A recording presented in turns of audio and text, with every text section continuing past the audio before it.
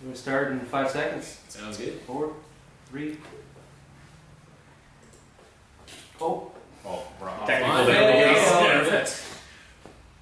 Okay, so welcome back after quite a long break to Short Track Radio. You can see we've picked up a new co-host, Cody Brown, and we've also picked up a sponsor, Smartwash. And Cody obviously repping the Smartwash branding. Our guests today are Kyle and Gerry Vantreight, the two generations of Vantreight racing family. Obviously, Gerry's dad, Bob, very heavily involved in super modified racing before Gerry got behind the wheel, and Gerry's son, Kyle, also racing in mini stocks and wing sprint cars throughout the Northwest. And Cody, fittingly enough, repping his dad, Terry's vintage Vantreight crew shirt from back in the 80s, I think, Cody? 80, he figured about 82. His memory's also shot. So I think, about 82 they figured.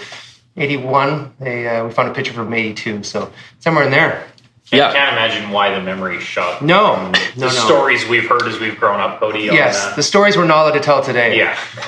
There's stories. Yeah, exactly. They're all truth. That's the problem. There's been a select few that have been collected here that we're going to try and plug into here. And right off the bat, Cody, I think he got maybe a California trip back in the day that your dad was filling you in about. Yeah. Maybe just do a little background of what cars you're running and why super modifieds, and then we can get into maybe the California story. Right. Well, give him some practice talking. Exactly. I was lucky enough to get involved through my dad. Obviously, we talked about my dad. And actually, before my dad, there was my uncle, Gerald, who was racing in the 30s and 40s. So, Vantreight go way back in racing in Victoria. I was lucky enough to start, I guess it was 1977. I shared a year with Alan Smith, Roy Smith's older brother, who's since passed on. And then 78 was my first full year. And that was in a super. I started in a super. Which is smart. Why try go-karts or like anything else? We actually talked about building a mini stock. There was a fellow in town by the name of Ross McIntyre who was heavily involved in mini stocks, and I had a little Cortina that would have been perfect for it, but as Dad says, we have no time for that stuff. We got one race car and that's either start. I was actually never even allowed to race. It was Alan Smith and I at Monroe, and I said to, in those days we traveled in the back of the pickup truck, as your dad would know, that's how we did. Pickup truck in those days only had, 2 seats or squeeze 3 in. So Alan Smith and I were in the back of the canopy or the back of the truck, and I said to Alan, let me drive the car tonight. What do you mean? I says, well, Dad will never let me drive the car, so you and I are going to have to switch. Don't tell Dad, and let's see how the day goes. That's how I got started. It didn't kill you. So that's good. Didn't kill me. Actually, we had a good day. Yep. We qualified well, won a trophy dash, won the heat race, and nervous as heck, some lady fell down in the grandstands and broke her arm. So that was about an hour-long delay. And of course, I was so nervous. I sat in the car and squeezing the steering wheel. I had bruises on both arms because I was so nervous. Everyone else got out of the car and paced around, and not me. I was too nervous. So That was my start. And a funny story on that, when I won the trophy dash, I came into the pits and I said to Alan Smith, we're going to have to do something with your helmet, because every time you hit the bump on the backstretch, the helmet goes over my eyes. And one of the fellows I raced against, who was semi-professional at the time, he says, give it time, kid, your head will swell. Ah, nice. Yeah. There's some reports of that. That's good. Sorry, go ahead. So do you want to maybe describe the feeling of climbing behind the wheel, one of those things, for the first time? I don't know if I really, apart from being nervous, it just seemed like something I wanted to do. It was, I never really drove much in the way of go-karts because, we just never had time. And I grew up basically in the hospital, so it was, I didn't get involved like Kyle. He started in go-karts when he was 6. Well, I didn't get out of the hospital until I was 12. So, and then I started living with my dad, and of course that's how I got involved with racing. That's all we did was, there was parks in the living room all the time and stuff downstairs, upstairs. Nice. So fast forward a little bit, we do have some intel on you, some different stories. I know there's probably 1,000 you can go over and stuff about different trips and wins and losses and whatnot, but one that came up last night in conversation was a trip in California involving Rebel Jackson Jr. and a little bit of maybe ruckus after the bar when you were trying to get some sleep. Well, the race was supposed to be Saturday night, and it rained out, so the race was now going to be Sunday. It was 2 50-lap mains back to back. there was a few guys in our crew that decided that let's go to the bar. Well, I have to race Sunday and I can't go to the bar. Actually, I wouldn't drink 3-4 days before the race anyway. So I got back to the hotel room, and Rebel Jackson Jr.'s TV was on too loud. So I asked him nicely if he'd turn it off, and his answers weren't too nice coming back to me. So I was fortunate enough that his room wasn't locked. I went in and turned the TV off, and I said, "Tiger, you and I got a race tomorrow. We need to get some sleep." Yeah, you're right. So I no sooner got back into my bed, the TV was cranked even louder this time. And so I'm banging on the wall. "Tiger, turn your TV off. We got to get some sleep, man." No, the answers were even worse than the first time. So I got my shorts back on, went around. This time the door's locked. So I have no way of turning the TV off. Well, we got Tiger swearing and cursing at me and giving me a bad time with his face pressed up against the screen window. The window was open, so I gave him a one punch. And the next day, I never even thought about it. I mean, the TV never did get quiet that night, but I felt better because I hit him. Yeah. The next day, Tiger's dad, Rebel Senior, come up and he said, "What did you do to my kid?" I don't know. I hit him. "Well, he can't drive the race car today." I said, "Well, why?" He says, "Maybe you haven't seen him yet." Well, upon seeing him a little bit later, I understood why. His nose was way over to the side of his face, and both eyes were absolutely shut. So you turned the TV down next time. Either that or didn't room beside you. Yeah, exactly. Gerry, Yeah. I couldn't imagine doing that now. There'd probably be a lawsuit going now. Yeah, no doubt. So a little bit about the beginning of your racing career, Gerry and Kyle. If you talk a little bit how you started. We both kind of ran go-karts together a little bit. Kind of started in the mall parking or in the parking lot at Camosun College. Yeah. It's kind of really where it all started for me.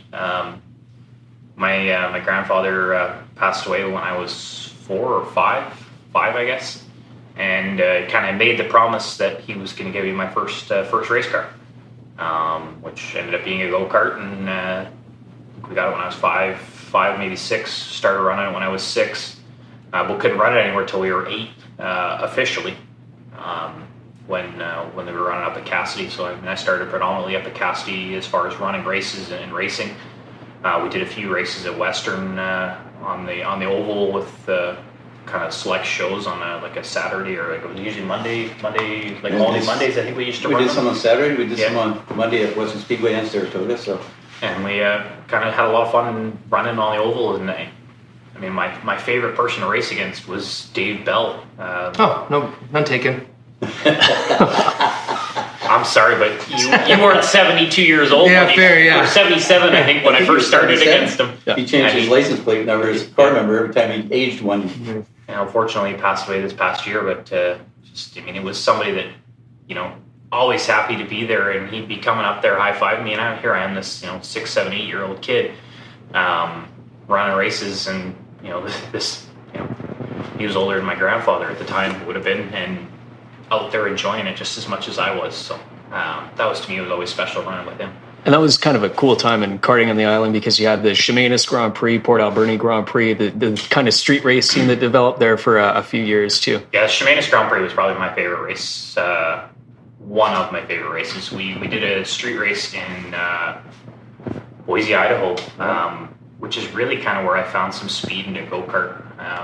My first rookie year, I was really not that good. We went out to Idaho, and longtime friends of ours, the Vantreights, who my dad drove for modifieds for a few years, their son Cody was racing as well, and we went out there for this invitational race, and kind of found some speed. Next thing we got a trophy at the end of the weekend, and I was hooked, and suddenly I was committed to pushing myself maybe more than I had been, or just growing up a little bit, and got the bug. So we did go-karts till I was 14. When I was 14, we started running mini stocks, and we started building a mini stock with Jim Mackay, who's has been a big component of my racing. Between my dad and Jim, I wouldn't be doing this without those two individuals. We started building mini stock at 12, and at the end of it would have been 2002 season, I raced Matt Mansell's car for the last race of the year at mini stock. And we realized 2 days before the race I didn't even know how to drive standard, because I was only 14 years old. So Keith Armstrong took me out in Munns Road, and here I am learning standard on Munns Road at 14 years old, trying to figure out how I'm going to drive a race car. Allegedly you're on the Yes. road. It's got to be Possibly. statute of limitations. Yeah, on there's that, something I think. there So somewhere. we ran mini stock for a few years, and then 2006, first year in the sprint car with the Will Rock Series. And maybe talk about the transition to sprint car and kind of how that came out. I think Gerry can interject a little bit in between the two of you about the transition to Will Rock, which was pretty big at that time. Yeah, I mean, Will Rock was huge at that point. Yeah, we had a lot of 23 cars, 24 cars all the time, and some really good drivers. And most of those guys, like Montgomery's and Yates and Scotty Allman, and they all won NSRA championships and went on to Jason Bolio. I mean, there Yeah. was a long list of long guys list that of were cars. really And it was good. a tough series. And I mean, the NSRA would come to town, once or twice a year, and the competition even stepped up further when those guys showed up. But I mean, it was still Will Rock guys that predominantly won a lot of the races. So it was a big jump, but I don't think it was really that far out of reach. Mini stock's a great series to learn just being smooth. I mean, I recall on a few occasions. I mean, what did Russell Lejeune say to you one time when you were watching? Yeah, Russ came up to me and says, "You need to come and see this." I said, "What are you talking about?" "Watch your kid." So I'm watching. He goes, "What do you see?" I said, "Actually, I don't see anything." He says, "That's what I'm talking about. Look at his hands. His hands weren't moving." When I get in these cars, my hands are sawing logs the whole time, right? And I look at Kyle, and it's like, whoa. So yeah, it made a big difference growing up with go-karts and into the mini stocks, because you couldn't do that stuff. Scrubbing speed, you go slower by going faster. So I think it was a big advantage for Kyle to start go-karts, do the mini stocks, and then go into the sprint cars. I mean, all those sprint cars are fast, but you are still faster by being smooth. And smooth is what he learned, and that's something I never did learn. Yeah, those lower classes do. Now, do you think you learned a little more at Cassidy with braking and more turns, or with a higher speed in the go-karts at Western? Probably learned more in the rain. Kilmosen? Well, most of them we did a lot in the rain, but Cassidy, we ran a lot of races in the rain. And I mean, I probably should have backed it down, or definitely should have backed it down, because I mean, when the go-karts in the rain, I'd be flying, and we'd be, He'd be way ahead and then not slow down. The next thing, it would be spun out, and here we go again, back through the field again. And you think after 2 or 3 times of spinning out and going back through the field, he would slow down, but he never did. He just kept his foot in it. It was actually quite fun to watch. We're talking a 12-lap go-kart race at Cassidy. I mean, it was a pretty big mountain. Our track was pretty large, but yeah. To go to the back 2 or 3 times in a rain race, that was probably, that was really fun. And I think Gerry's comments that it was pretty fun to watch is maybe a little bit different from some other parents who would maybe not be as inclined to see their sons spinning out in a go-kart at the age of 12. Wow, I mean, hold on. I think we've all witnessed him pacing around the infield in Western with the sprint cars too. So, Yeah, I'm sure he enjoys it. He does enjoy it, but I always say it was payback. My dad just, at times, he would never even, especially the bigger tracks, Monroe's and the half-mile Tri-Cities, he would sit in the pits, his hands between his eyes, and not watch because he was too nervous. So it was always payback, I always say. Watching Kyle do it was the same thing for me. It was like way easier to drive than watch your son or daughter drive a race car. Now, do you think it's, for you, looking back to your racing career, the wins you've had, championships and stuff like that, was it just as much fun to watch your son win? It was way more rewarding watching Kyle do it. And I've always said Kyle was a way better driver than I was, ever will be, and never hope to be. So for that part, it was kind of nice watching him go through the field. In my day, the cars were so much different. Most of them were home built, not that all the same cars now. So Kyle, I think, has a better opportunity as far as all the cars are pretty much the same. We raced against rear engine cars, 20-inch offset cars, sprint cars, and I had a 6-inch offset. So explain some of the offset for some people who might not know. So I know we have some video going now on a car, but just if you take a standard car, the tire is the same width. Yeah, and just explain the sprint car to the liquid super. They're down the middle of. If you draw a line down the center of the car, that's where the motors are now. The axles will be offset a little bit more, but I had a motor that was 5 inches to the left, thinking that was more left side weight, that would make it better. Then we went to the 18, 20-inch offset cars where the motor actually sat outside the frame, and again thinking that was the best for left side weight, and then of course rear engine cars where the motor sat in the back with behind the driver. So. And rules wise, you could do what you want for that, or what was the rule? Yeah, rules. We didn't have many rules in those days, and you know what? A lot less complaining. Yeah. You know, the rules are all the same now, and for everybody. And it seems like everyone's complaining more, and there's more tech, and this person's cheating, that person's cheating. Where in my day, you know, we didn't really have rules, and no one complained. It wasn't cheating; they just outsmarted us. That's the way you used to look at it. Well, if you cheated and didn't get caught, you weren't cheating. Or if they created rules about a movable nose wing or something of that I nature mean, too. I mean, I think rules there's a pretty good story there rules too. are always changed as people made something different that someone didn't like. You know? And so, going back to your super modified days, Gerry, I think your first big win came back at Strawberry Cup in around 1980? 79. 79. Yeah, 79, yeah. We were actually quite lucky to win that one. Dad was very fussy about how much fuel you put in the race car. I always like filling them up because it doesn't, you know, the extra 5 pounds isn't going to make much difference. For Dad, no, you don't want to keep it near the top. So the last couple of laps, we actually ran out of fuel as I crossed the finish line. And we were actually quite lucky to win that one. We, you know, by far the fastest car. It made it a little more entertaining for the people in the stands, and myself.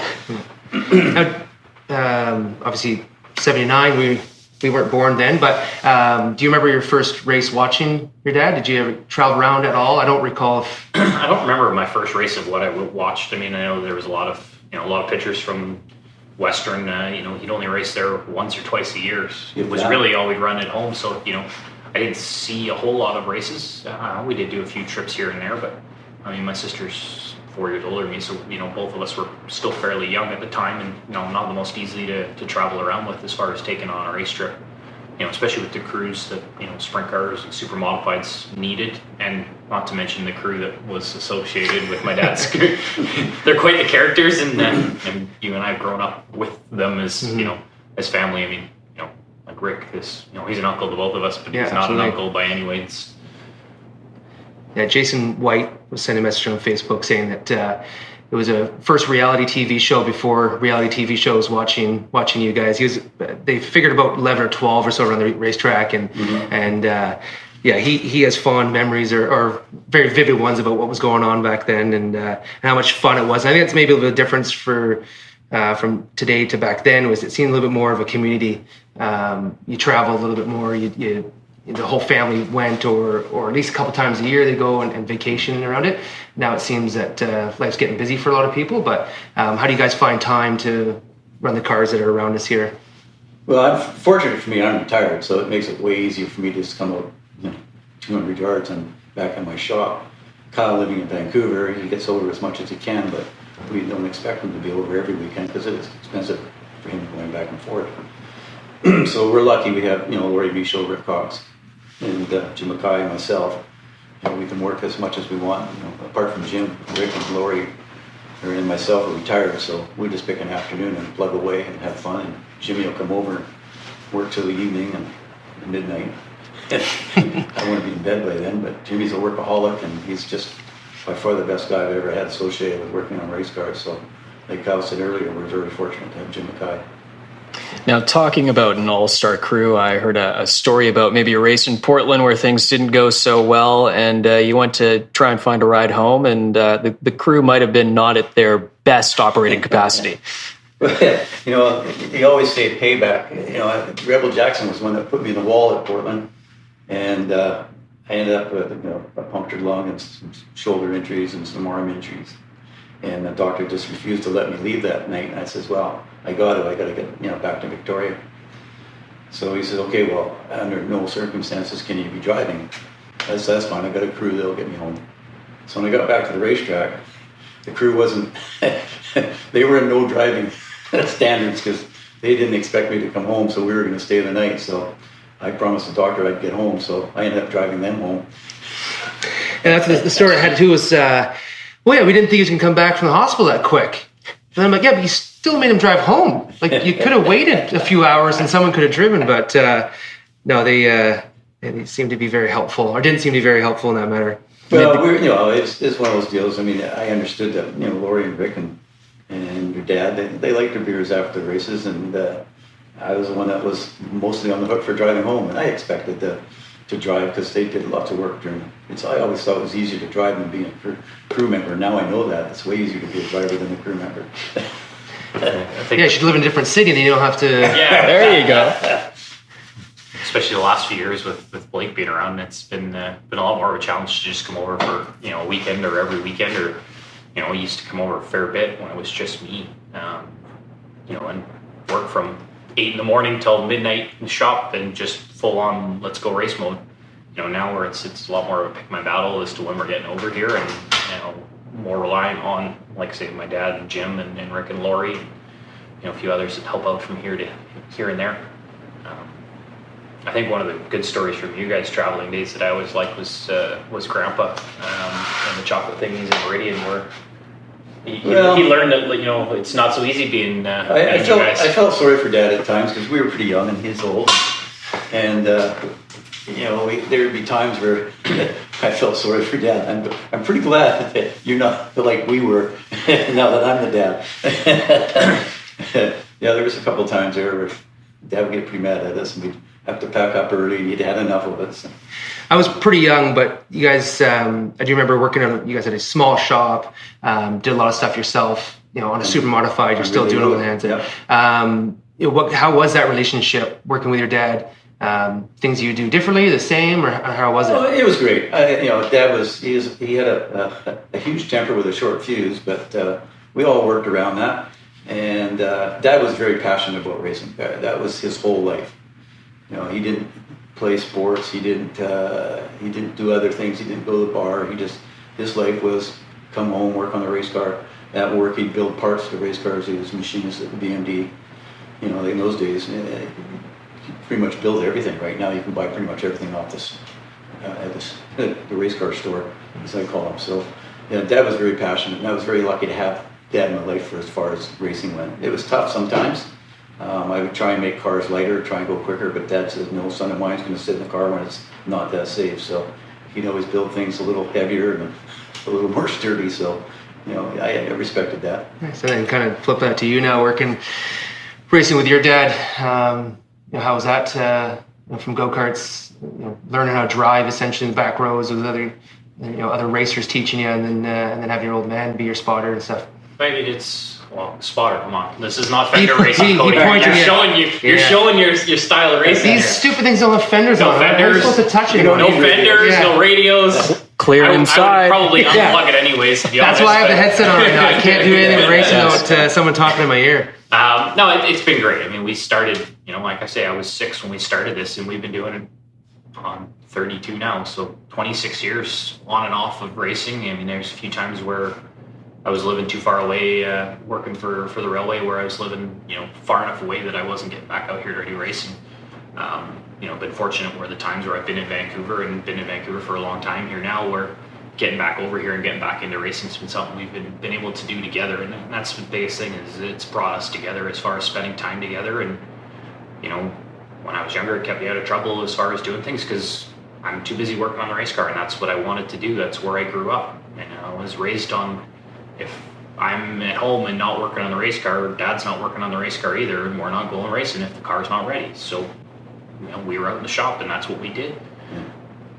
And so maybe talk about, you were too far away. You had to take a bit of time off from racing, but talk about getting back into racing and how cool it's been since you guys have been back. And I think 2016 was the first year you guys came back after a little bit. We stopped after 2007, partway through 2007. My mom had passed away, and I just needed to get away. So I moved at that time to Edmonton, started on with CN Rail, and kind of started a career with them. And then in 2009, 2010, I moved back to Vancouver. And we kind of started up a little bit. We ran, I think, 3 races that year. First one out, we won. And, that was, we were talking off air earlier when Mitch was driving for Dad for a few years there. And then, we kind of jumped right back in the seat and like we hadn't missed a beat. I even had to drive a couple of times. That was scary for everyone. Cody said, his dad says, Terry said, "Why do you get back in the car?" Well, good idea. So no, He was kidding. Good runs. We had a couple good runs. We kidding. finished 3rd or 4th in that Strawberry Cup. The 50 lap darn near killed me, but What year was that? I think probably was in 2010. 2010. 2010, Yeah. So we went up to Saratoga, ran there, and got a little tap on the back, put it in the wall. But it was fun to get back in the car. And to be honest with you, I'd like to get back in one now. But we got one right here for you, yeah, little mini sprint. Thank goodness we got little Blake. He's now my next generation coming up. So I don't know if you can pan to that picture of that car, but that'll be our next full venture. Yeah, there's a reason this car's been 10 years in the making, putting it back together, so he doesn't get in and drive it. There's a thought process behind that one. Nice. And so, I mean, to your point with 2016, that's when we kind of came back, and I think it was 2015.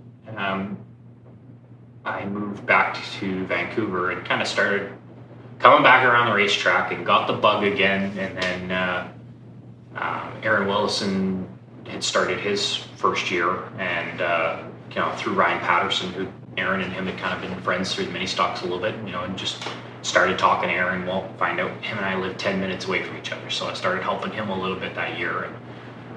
And I'd always kind of thought that it was something I wanted to do again, but I wasn't really ready to make that financial commitment. Started looking around, and in 2016, we bought our car off Lance Wade.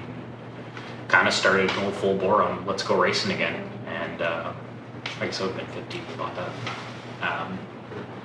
It's been fun. It's been something that I've really enjoyed getting back into. We've had some moments where we've really enjoyed it, and then we've had some a couple of low motors where it's really put us down and out for a while, and that's been a struggle, is to deal with the lows. But the highs, this past year we ran 5 races. We won 2 of them, finished 5th, and we had a crash and a blown motor. But the races we ran, all 5 of them, we were in contention. I never felt like we were that slow, and to me this was our best year, and it just shows how much commitment we've got from my guy, from my crew guys and my dad and myself to want to keep doing this, even though we know we're not going to do it on a full-time basis, and we're not spending the money that some others in the series we race against have to be able to do so. And maybe talk about the highs and the lows of that Daffodil Cup weekend back in 2019, where you managed to get the Roy Smith Memorial win on the Friday night, but then things didn't go quite. They were going pretty good on the Saturday, but then it went downhill pretty quickly. Yeah, if you had a radio, somebody would tell you, no one behind you, you wouldn't have to hit anyone. We're talking Daffodil. Yeah. Off the radio. And, yes. Unfortunately, Cody, we lost the motor, so that was the wrong one. Yeah. With the radio, Cody can be reminded what race he's in. Exactly. Yeah. That's why he needed the radio. That's why, exactly. When Kyle mentioned the lows, that was pretty darn low. That one hurt, but. Nice, and obviously it'll be good to get the old geriatrics girl back out. She's been mothballed for a little while. It's been mothballed, and it was kind of an eyesore in the corner where we didn't want to look at it for a long time, and kind of in the way. But Dad didn't want us to get rid of it, and here it is now, slowly going back together. We got all the pieces. Yeah, we've had it together a lot further than we've been, and take it back apart because we want to change something else. So we're getting close. So. They want me to change the color, but I refuse, so it's going to go back as pink again. Rick loves pink. Yeah. Great. Talk about maybe a little bit about mini stocks and the wins there. How many years did you run mini stocks? We ran 3 or 4 seasons with the mini stock. It was something that Jim McKay kind of had a vision of building a 240 when they first kind of came out, and ended up being a torch job, that car. And Paul Klatt, who was in the auto body industry, found it, and we kind of had it for, Paul had it sitting there for a couple of years. So we started building that, and that's really where I started getting around cars, because it was all go-karts for me at that point, and the super modified stab was running away, so I didn't really run with them too much. But we started and built the car from scratch, and I really got hands-on and involved in it, and that's where I really fell in love with racing, was not just at the track, but the time spent in the shop. And we ran that from, I think, 2001 to 2005. 2005, we won the mini stock championship here in Victoria, which was, was a good series at the time. At times, we had 20 cars in that class as well. And a lot of classes have gone cyclical in fields over the years, but it'd be one series that I think is good to get back, because you look, Aaron Willison and myself both been back, history of mini stock racing, and both been very successful in the sprint car. It shows that there's something in that class that produces good drivers. Do you think it's maybe the lack of power and the fact that it's more of a momentum car where you have to keep the momentum up in one of those things? I think it's definitely a good contributing factor of it. But you look at the two different styles. Aaron's not very smooth in a sprint car, and it works for him. And I'm kind of the polar opposite. I don't like to step the car out at all. And I mean, I also know that if I'm wrecking it, I'm fixing it myself. And we done or fixing it with the team, but. So is that my outside voice? The bill's got to get paid somewhere, and it's. Yeah, I think I can do that too. I know you do. But it was a good series, and we had a lot of good moments in there. We should have had a lot more wins. We went through camshafts and rocker arms on a regular basis. Remember one race we broke a rocker arm during the race. Yellow came out. I came in at the right time, and they managed to change. Was Jimmy there even? I think it was just you. Just me. Changed a rocker arm under yellow. Went back out, no hood on, and I think we won the race with after changing a rocker arm mid-race. And that was it was a regular occurrence for us to break a rocker arm or a camshaft. And one thing we never did figure out, did we? No. Jim Mackay, who's the guru of Nissan motors, he never figured out we could put his motor in our car and it would break a camshaft too. So.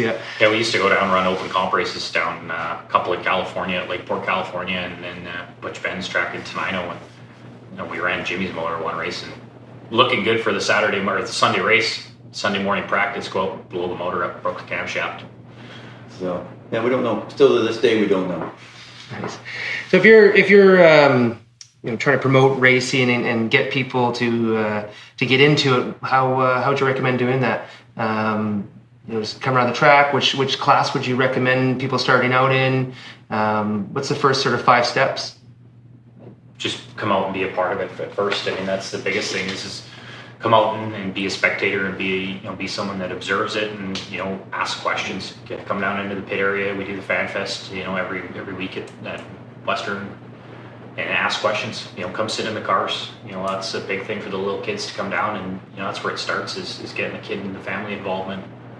As far as class, I think they still got the Go-Karts at Western Speedway, do they not? And it depends what age you're starting, but that would be the place you want to start. Yeah, they have. Obviously, it's now taken over by the Speedway, and during the off season, it's on Saturdays. Occasionally on Saturdays, kind of as the weather gets better, it shifts to Monday nights throughout the summer. So and that's how Kyle started. That's how Cody started. And it was in the Go-Karts, and then as far as classes, there's so many classes at Western Speedway now. It kind of depends on what budget you want to spend and how much time you want to dedicate to the sport. I mean, that's the thing I noticed with Kyle, and it kind of bothered me, but it's what happens in racing. When you grow up with a team sport, like you did, Cody, with lacrosse or hockey, you get a camaraderie with a lot of kids your own age, right? Whereas Kyle, he switched from playing lacrosse just to racing, and now he's hanging with his dad and his dad's friends, right? Mm-hmm. So you lose that camaraderie with a lot of your own age group friends, but it's hard to keep age group friends in a specific race car because first off, there's not the knowledge because they haven't got that knowledge yet, and they don't bring the cash that the older people need to have. Yeah. So as far as racing, when you start young, it's a tough choice to make because it's hard to do both. As far as be a team sport, play lacrosse, and then expect to have your dad or your friends work on a race car while you're playing another sport. So you give up one to get the other. So I kind of made that choice too. I found that it would have been nicer if I'd stayed with team sports, but I had a dad that loved racing, and my way to being tight with dad was being with a race car, much like Kyle with me. Well, yeah. I think it's back for story time now because Cody's got a nice list. So you want to go down the list? Yeah, I had 1,000 stories, but I'm only allowed to bring up like 2. The Tri-Cities race. It's a location I had. You and Davey Hamilton. You're running about a second quicker than everyone, and then a little bit of a melee with a wing. We had an issue, did we? We had apparently a little issue about a wing. Who told you this story? That's what I need to know. We'll set the scene here first. Tri-Cities was a really fast D-shaped oval down in Washington State, and that I think was about a half mile. It's a half mile. Yeah. Tries 3 turns. I think at the time it was the fastest half mile track in North America at that time. When Davey and I said, what kind of speeds you getting, you think? I have no idea. Probably 150, 160, I think. Technology wasn't quite the same there. But Yeah, I was lucky enough to buy a wing for the super modified at a reasonable price because I'm trying to count pennies. And Davey Hamilton fortunately had one, so I drove to Boise and with the van and put her in the van and brought her home. And our next race was Tri-Cities, and actually Davey and I both timed in a second quicker than the third place car. So in those days, if you were a second quicker than the car, you started on the front row. So Davey and I started on the front row. The other 16 cars started behind us. So I believe I won the race and Davey was second. Or maybe Davey won and I was second. I don't know. I can't remember that. But anyway, someone protested Davey's wing because it was illegal. And I thought, good. Ours is good because I had Lawrence, one of the guys on our crew, measure it. He said it was perfect. So we had certain square inches we were allowed to run. Can't remember what the numbers were, but anyway, Davey knew that wing was illegal because that's why he sold it. So he protested us. And so both of us were illegal. Instead of finishing 1-2 or 2-1, we were dead last, second to last. So can't trust your own guys to measure. Yeah, Lawrence. Poor Lawrence. He's getting crapped on in this podcast. Well, apparently he didn't add right. His numbers. The whole math problem. Wasn't there an issue with a wheel 1.2 with Boise? Left rear wheel? No, I don't remember that. I thought you had a wheel come off where the axle broke. Oh no, that was a wheel, but that was at Butch's track. No. So do you have any issues with rules or different things that in mini stocks or in sprint cars, anything else that's happened in your career that tech wise that you're disqualified for? Or you're still good? We've been pretty good. I mean, I think I learned a lot of lessons from the years of hearing stories that we didn't really explore and push some of those issues, or have, and you find the gray area, and it's gray for a reason, and you explore off of it. So nothing that we've been, in my career at least, it's been sticks out in my head. And I guess go-karts we had when wasn't illegal. We found a good speed secret on a Comer motor, which was a go-kart motor we ran, and we went out and ran one race, and we were way quicker than everyone else. Well, people quickly found out the secret, and it was a one race wonder where we were a fair bit quicker than anyone else. And everyone copied us. I always say racers are the biggest copiers there is. Someone finds something that's fast, and next thing you know, everyone's got it. So, going back, did you have sponsors on the Super, or was it just? No, it is mostly my dad at the time, and it's I've had people help us throughout the years. Your father and you're helping Kyle. I've had Danny Houston with Houston Signs. He does all our lettering and tries to make our cars look pretty, and I'm very thankful for that. But it's something that unless we commit to a full season, it's hard to find sponsors because we can't commit. We don't know what we're doing as far as the next race, and I hate to take someone's money and not use it to their advantage and just put it in our pocket. That's not fair either. So I think this year we got to look a little bit because we've been spending a little bit more money this winter that we weren't prepared to spend. Obviously, losing that motor at the end of last year, we're going to have to try and figure a way of going forward with a big dent in our wallet already. So yeah. Excellent. Do you want to do the rapid fire, some questions? Do you have anything else you want to? Yeah, well, we're getting up on our time limit here, so we'll start a little bit of rapid fire. Where did the 66 come from, the number? I wonder about that myself. I know Billy Foster had 66 for a long time, and my dad was actually quite angry at me switching over. I mean, the number 27 had been retired in Victoria, and that was pretty neat that 27 stayed retired for a long time. But I was in kind of I'm not sure if I'm allowed to say that, a pissing match with the Sneva family. I ran 90. They ran 98 for years. Jan Sneva had 98, and they didn't register their number on time, so me being the guy I was, I ran 98, because actually that was a number Billy ran, I think, at one time too, so I wanted 98. It made my dad extremely mad, and the Sneva family terribly mad, because they've had 98 for years, so the following year I switched to 66, and I stayed with that because it was a number I believe Billy ran, and Kyle's, when he started driving, that was the number we put on his go-kart. He stayed with it since too, so. Yeah, you were 66 right from the get-go? Yeah, I've only been 66. It's the only real number. I think I ran a couple of races as 22 when I ran the mini stock for Mitch Egner, and then I think I ran one race as 11 when I drove Matt Mansell's car. But that's I've been 66 on everything I've been a part of as far as my cars or our cars for what we've done for racing. And do you guys have any pre-race traditions before you're climbing behind the wheel of one of these things? Not pre-race pre-race things, but that stool you're sitting on doesn't go anywhere but with us to a racetrack. That was my grandfather's stool, and that went to every racetrack for him. And I think the only time we didn't bring it, something crashed or we broke or something like that. Yeah, we brought that. Dad was dying of cancer, and the only way to make him comfortable at the racetrack was to bring that stool that you're sitting on right now, Cole. So, yeah, it's been kind of one of those things that's not superstitious, but it's just a way of honoring Dad. Mm-hmm. Well, I think that wraps up our first edition of Short Track Radio in a very long time. We've got to thank our sponsor, Smartwash. Cody, do you want to give Smartwash a plug? I know you know the owner.